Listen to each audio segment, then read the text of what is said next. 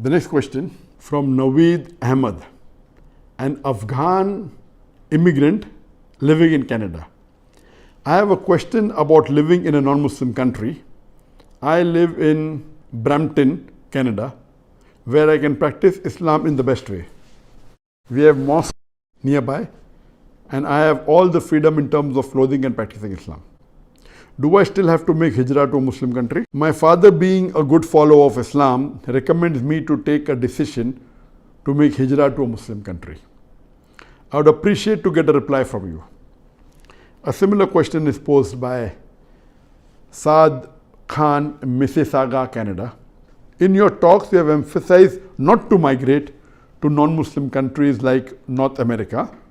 As I was residing in the Middle East, I couldn't continue because no one is allowed to stay there because of citizenship. In Pakistan, there is no Sharia law. So is it permissible for us to migrate in such a situation to a non-Muslim country where our life is safe and we can practice our religion? A similar question is posed by Mohammed Shariful Islam from Bangladesh. Is it permissible to move from one Muslim country to another non-Muslim country for a better life? One more similar question by Abdul Mannan residing in Ireland. It's come on the Facebook just now. Dr. Zakir Naik, we love you for the sake of Allah.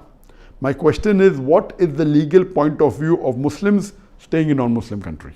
Question asked by these four brothers, and many such similar questions have come regarding Muslims staying in a non-Muslim country. This can be divided into two types. A Muslim which is born in a non-Muslim country, what he has to do, and a Muslim who migrates from a Muslim country to a non-Muslim country. Allah subhanahu wa ta'ala clearly mentions that and gives us guidance regarding this topic. Allah says in Surah Nisa chapter number 4, verse number 97, when the angels of death come to take the soul of the person who has died in sin against his soul, and asks him, what is your state? And he replies that we have lived in oppression on this earth. Our state was very bad, oppressed. Then the angel replies that the earth of Allah subhanahu wa ta'ala was spacious enough for you to migrate from the evil. And for such people, Allah continues, their abode is hell, a refuge of evil. And this verse was revealed in context in Muslims living in non-Muslim countries. This verse, if you read the Nuzul Quran, and people write in bracket, mentioning for the Muslim living in non-Muslim country. It says that when the angel of death comes to take the soul of the person who has died in sin against the soul, and ask them, what is your state? They reply, we lived in oppression on this earth. And the reply is that the earth of Allah subhanahu wa ta'ala was spacious for you to move away from evil. That means the world of Allah subhanahu wa ta'ala is so big that if you are living in a space where there is oppression, where there is shirk, where there is activity which is un-Islamic, you have to migrate. And if you do not, Allah says, your abode is hellfire, a refuge which is evil. The next verse says, in Surah Nisa chapter 4 verse number 98, as to those who are in oppression, and men and women and children who don't have the power or do not have the facility to migrate, verse number 99 says, Allah will forgive them. Verse number 100 says that as to those who sacrifice their home and leave their land, Allah subhanahu wa ta'ala gives them many a refuge in the world. And if the person dies as a refugee away from his home, Allah subhanahu wa ta'ala will reward him. Here Allah is talking about those who do hijrah for the sake of Allah and His Rasul. Means those who leave their home for the sake of Allah and His Rasul and take refuge. The land is very big. He'll find many refuge. And if he dies away from his home as a refugee for the sake of Allah and His Rasul, Allah will surely reward him. So from this verse, all the scholars, they agree that if a person is living in a non-Muslim land, there can be three options. Number one option is that he cannot practice his deen freely. Practicing deen hidingly is not acceptable. If you cannot practice your deen freely and you cannot call yourselves freely Muslims, then it becomes compulsory for you to migrate. Compulsory.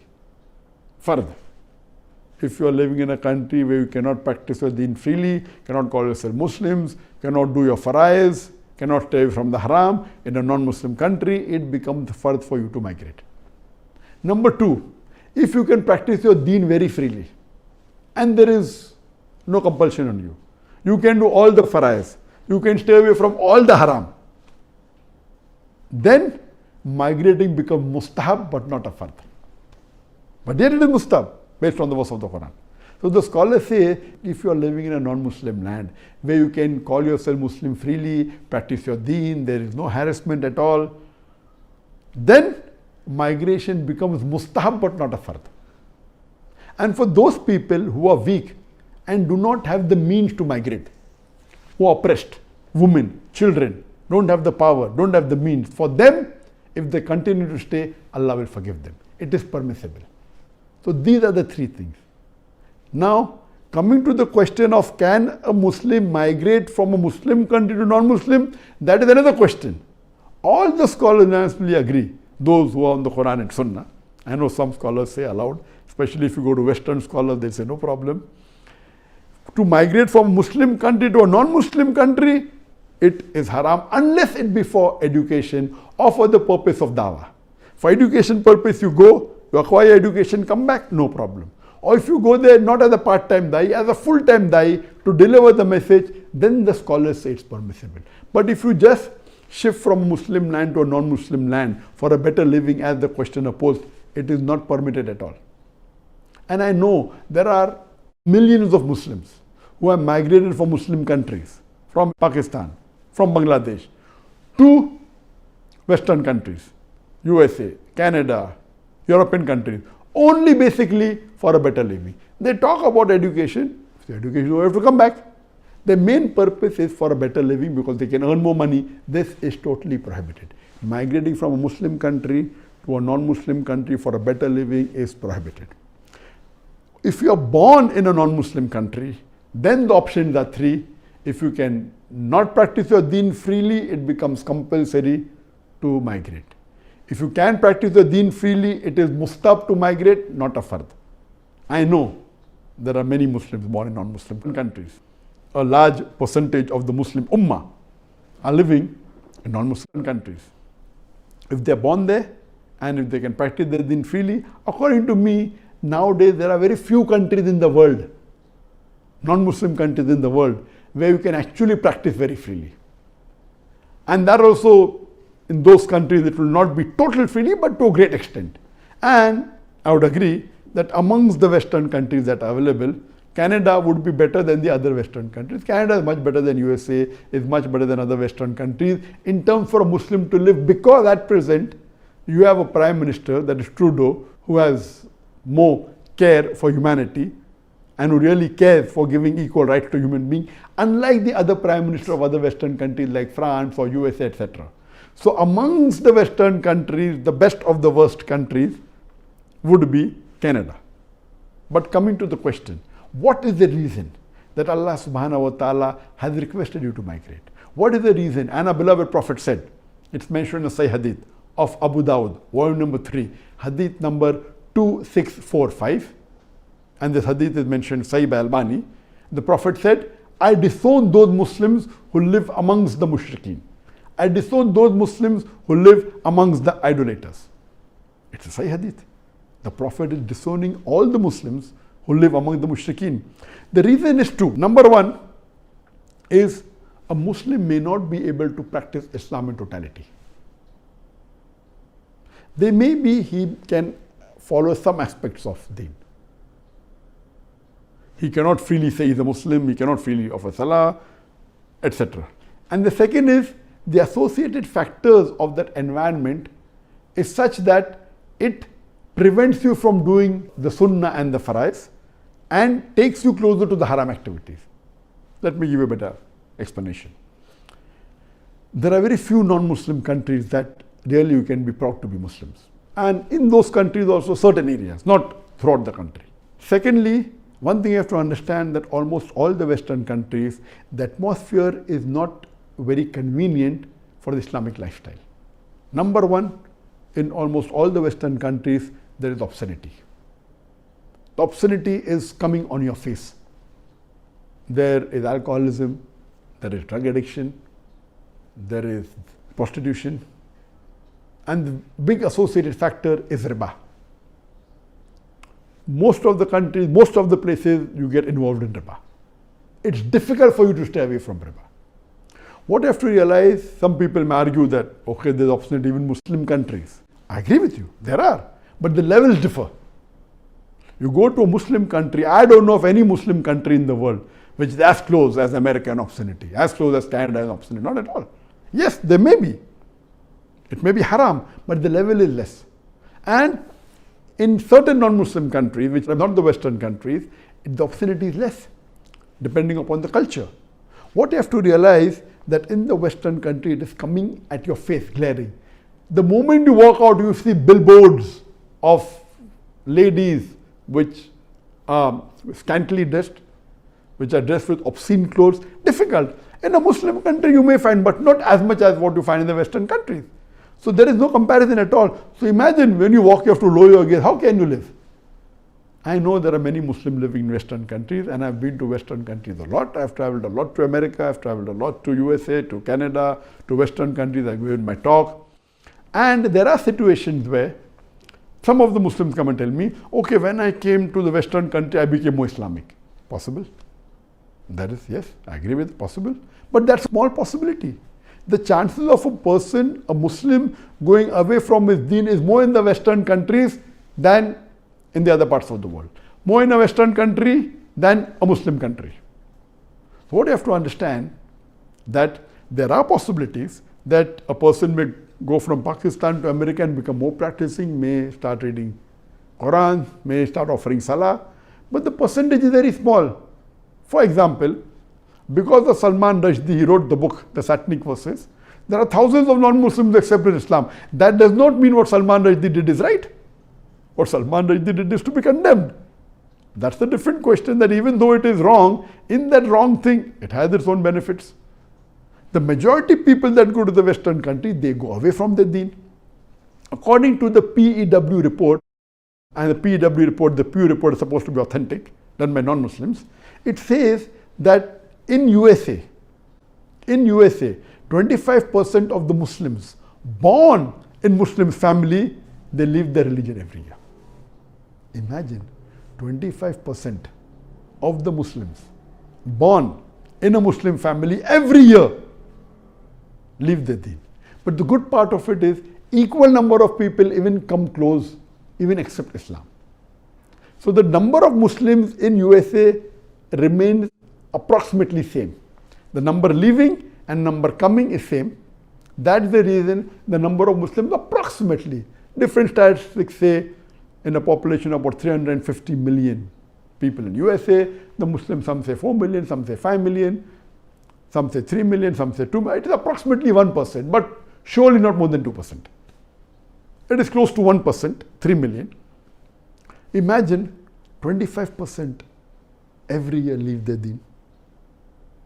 That means you're playing with fire. I know so many of the duats who lived in USA, got their citizenship, got their green card, but they came back because they couldn't risk their family. I know many people tell me, oh, because when we go to USA, when we go to Canada, there is a Muslim community center. The moment a person goes away from his country or goes away from the people of like-minded and stays in a minority, there are possibilities that you make your own community. But that's a very small possibility. I have traveled to USA so many times. I have gone to many conferences. What you have to realize that what you see is just the outside world. I know many of the good dais whose children have got into drug addiction. whose children have got into adultery, into alcoholism. You can't stop it.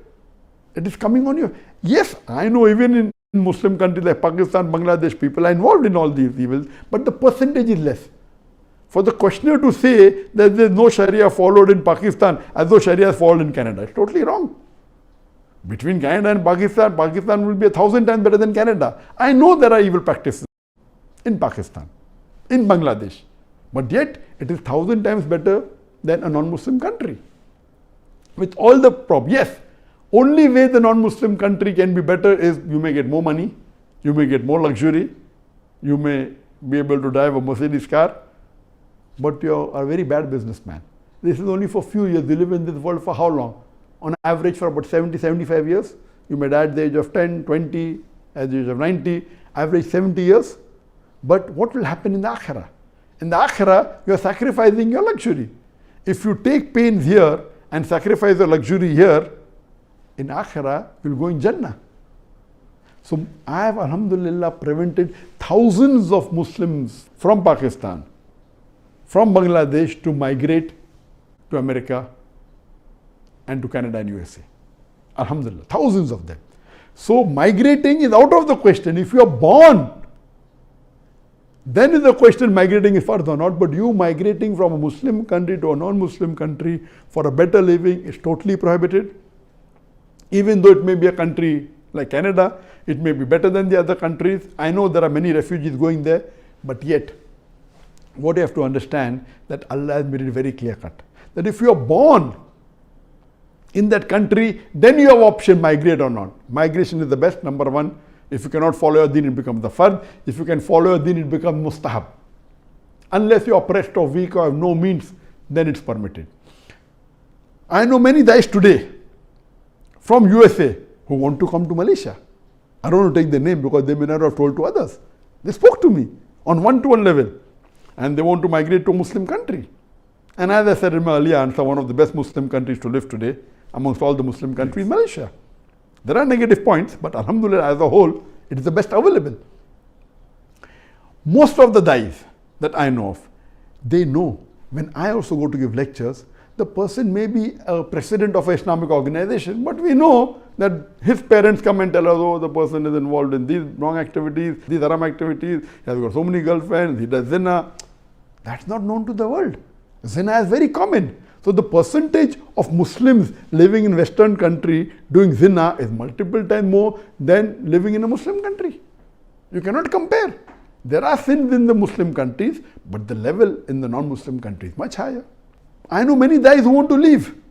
There are few dais who promote and say, oh, I'm very happy and because of America I've become a good Muslim. All this is nonsense. They don't know the Quran well. They talk about the Quran, but according to me, don't they know the verse of this Quran? And the context was Muslims living in non-Muslim land of Surah Nisa, chapter 4, verse number 97. Where Allah says, if you live among the mushrikeen, you will go to hell. It is very clear cut. How can they say, how can they misguide the people by saying, oh, America is very good, it has changed my life. What you should do? I am thankful to Allah subhanahu wa ta'ala. Even staying in America, Allah has saved me. This should be a dai. Not promoting America. For what? The person which is against the Muslim, the country which is against the Muslim as a whole, how can you promote such a country? So these dais have actually, I don't agree with them at all. But they are very few, in percentage wise, a very small number. But the majority of the dais, even today, when I meet them on a personal level, they would love to migrate. And some of them are staying because, okay, they want to convey the message, no problem. That's accepted in Islam. But for a Muslim to migrate from a Muslim country to non-Muslim country, this, according to the scholars, is not permitted except for education for the particular time or for being a full-time dai. Hope that answers the question.